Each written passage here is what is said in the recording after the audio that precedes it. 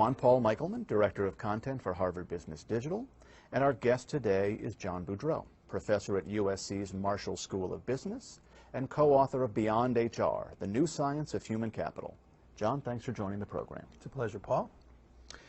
So, John, in your work, you emphasize the need to improve the quantity and/or the quality of talent where it makes the most difference in an organization.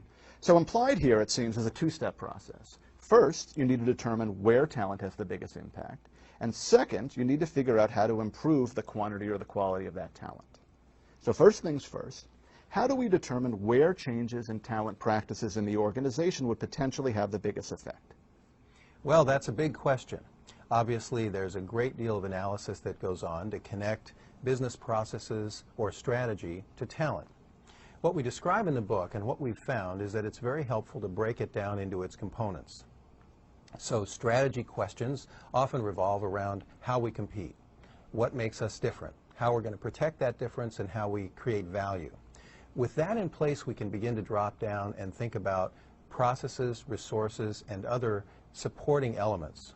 So we can ask things like, if this process is critical, where's the bottleneck in that process? What's pivotal in that process? If we have a resource, we can ask ourselves, is it about getting more, or is it about protecting the resources we have, or is it about making them more valuable?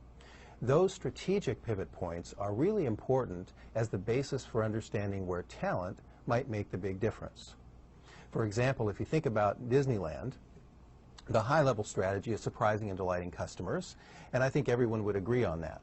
But at that level, we can't really say where the pivot points are in talent or strategy. Turns out Disney does a lot of things well. But one of the things that everyone says could be improved is waiting in line. It's a bottleneck. It's a place where there's a great pivot point for Disney. So the talent that might be